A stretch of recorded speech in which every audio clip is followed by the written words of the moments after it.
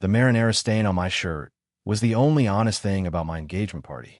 No, seriously. I wish I could tell you it was a movie scene.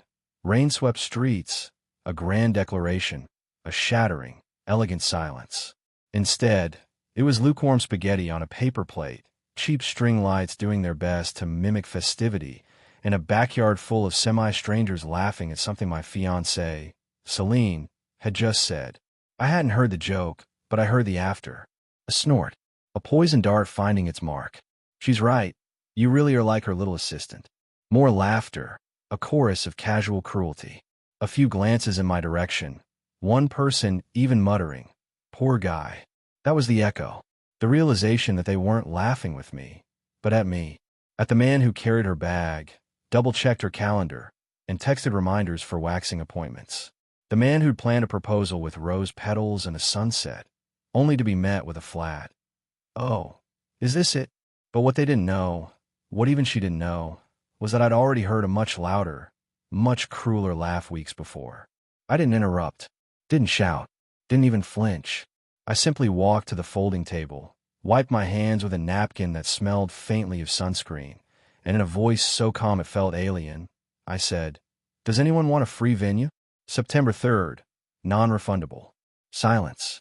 Then, nervous chuckles. Celine turned, blinking, as if I'd recited a grocery list in Latin. "What are you talking about?" she whispered. "The wedding's off," I stated. "Wait, Kurt, come on. You're joking."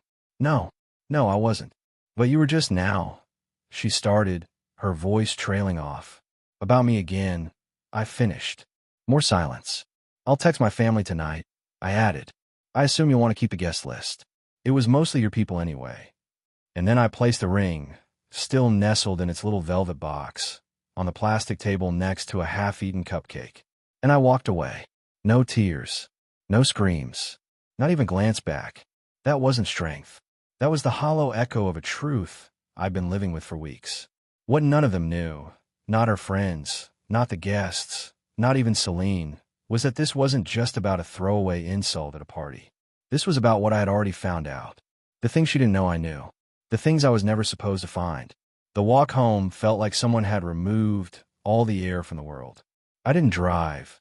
My keys were lost in a forgotten jacket.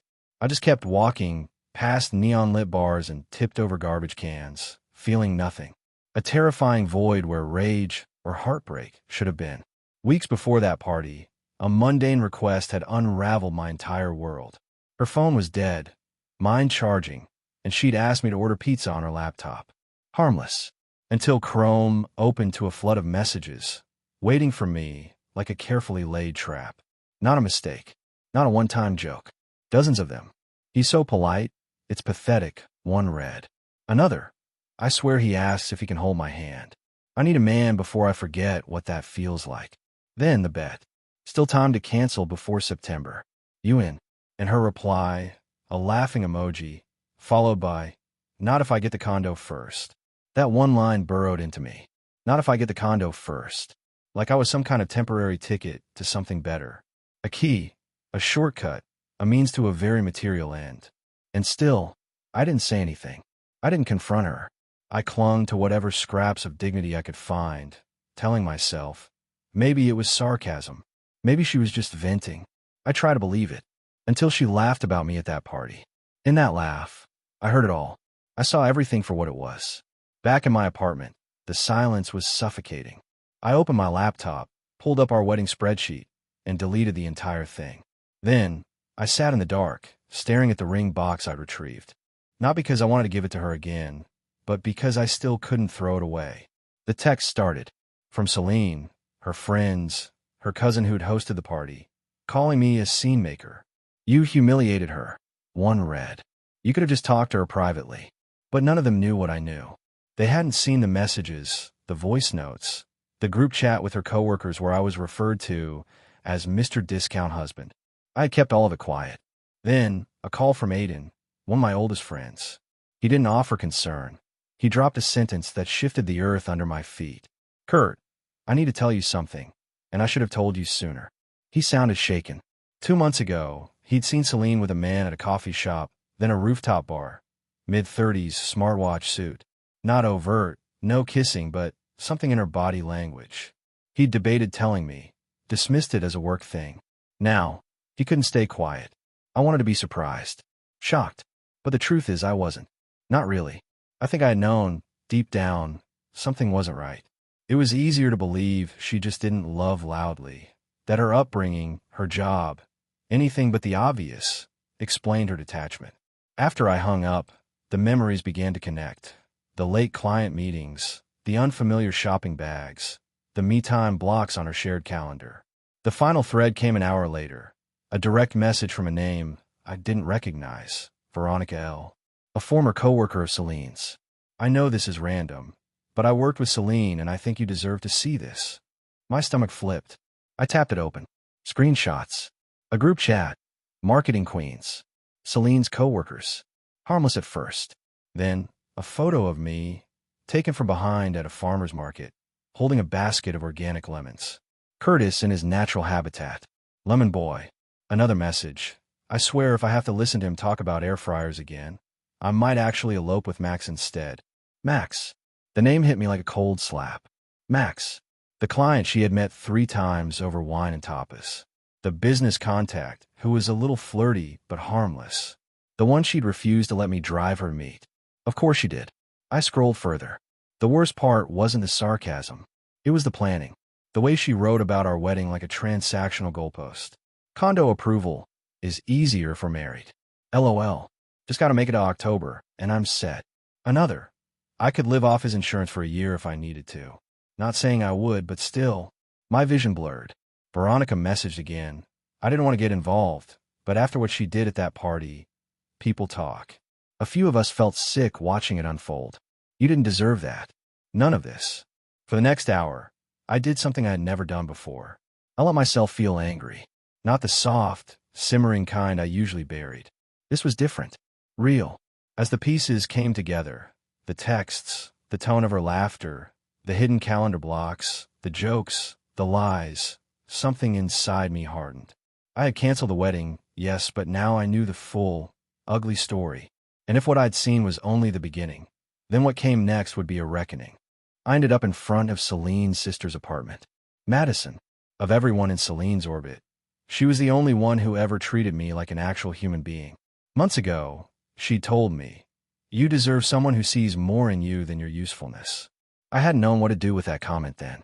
Now, it rang like a warning I'd ignored. When Madison opened the door, her eyes went wide. "Curtis, you okay?" I told her everything. The group chat, Veronica, Aiden sightings. She didn't gasp, didn't act shocked. She just stared into her mug. Then, in a quiet, almost ashamed voice, I didn't know about the messages, but I knew about Max. She said Celine told her it was harmless flirting, that he made her feel seen, and she'd never act on it. Madison had warned her. I should have pushed harder. "I'm so sorry."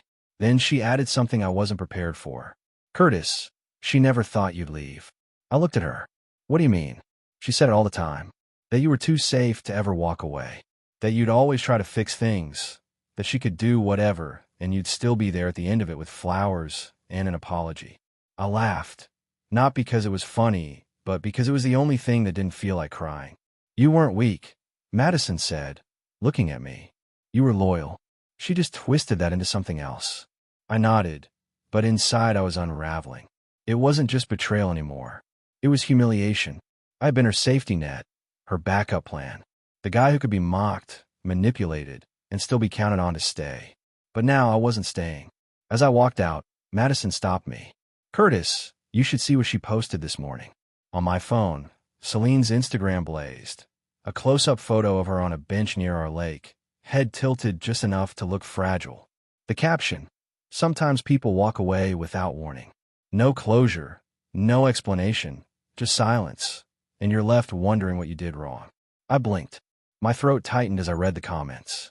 Her friends, the same ones who laughed at her party jokes, were flooding the post with hearts. "You deserve better. Men are so emotionally immature." One wrote, "I always knew he wasn't man enough for you." This wasn't passive-aggressive. This was a calculated smear job, weaponized for sympathy. She knew what she was doing, playing the victim before I even had a chance to speak. But what hit hardest wasn't the comments. It was the number of mutual friends who had liked the post without question. No one texted me. No one asked what had happened. They just clicked like and moved on as if she had written a eulogy instead of rewriting the truth. My chest burned, not just from betrayal, but from how easy it was for people to believe it. How quickly the quiet guy with the nervous laugh and the too soft heart became the villain. For a second, I wondered if I should just let her have a narrative. Walk away quietly. But then I remembered the screenshots, the texts, the bet, the mocking laughter. I remembered Madison's face, genuinely ashamed of her sister, and Veronica, who went out of her way to send me the truth. These women didn't owe me anything, but they saw what I didn't. My silence would let her win. So, I made a decision. Not nuclear. Not everything in one big post. That would make me look vindictive. No. I started small. A single story post, black background, white text. Simple. Since people are asking, here's some closure. I called off the wedding because it turns out I wasn't the only one she was emotionally committed to. I left it at that. No names, no photos, no receipts yet, but enough to shift the conversation. Enough to get people to pause. Within minutes, messages flooded in. Wait, what actually happened? And then came the one I didn't expect. A DM from Max himself. No words, just a phone number in the message. We need to talk. It took me 3 hours to call Max. His message sat in my inbox like a live wire. When he picked up, he didn't say hello. He just said, I didn't know she was engaged. Those words dropped like a cinder block into my stomach. Max's voice was calm but tense, like someone walking a tightrope between guilt and anger. He told me they met at a networking event months ago. She introduced herself as single, recently out of something serious, but not looking for anything complicated. He believed her. Why wouldn't he? There was no ring, no mention of me, just stories about how she was trying to rediscover herself. They'd met up 6 or 7 times. Coffee, drinks, then things escalated. What hit me wasn't just the betrayal. It was how calculated she had been, how she kept both lives separate, how she planned a wedding while simultaneously feeding another man a completely different narrative. Then he said something that made my skin crawl. She invited me to the engagement party. I nearly dropped the phone. She said it was just a friend's thing, that he should come later in the evening. She made it sound casual, but now I realize she wanted him there. Maybe as backup, or maybe just for the thrill. When your story post went up, someone I follow reposted it. I put 2 and 2 together. Curtis, man, I'm sorry.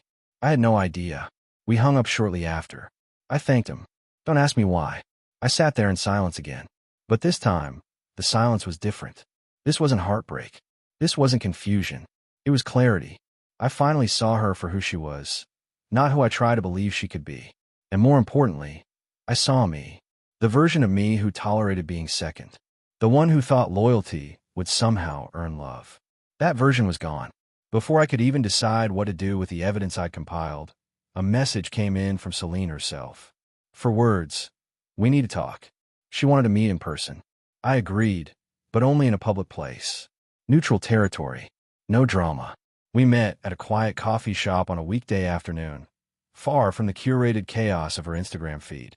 She showed up wearing soft makeup and the same sad expression she'd used online. The "how could you" look that somehow made her the victim of her own mess. I didn't speak first. I waited. She sat down slowly, then leaned forward and whispered, I didn't think you'd actually leave. That was it. That was her opener. For the next 10 minutes, she gave me what I can only describe as a carefully rehearsed half-apology. She was sorry I got hurt. Sorry I found out that way. Sorry I had to be embarrassed. Not sorry for what she did. Only sorry it was messy. She danced around the truth like it was a bonfire, and she didn't want to get burned. But then she made a mistake. She asked, can we keep this quiet? Just say it didn't work out. And that's when something clicked inside me. Not rage, not sadness, just finality. I looked her in the eye and said, no. You mocked me publicly. You betrayed me privately. And now you want to quietly save face? That chapter's closed.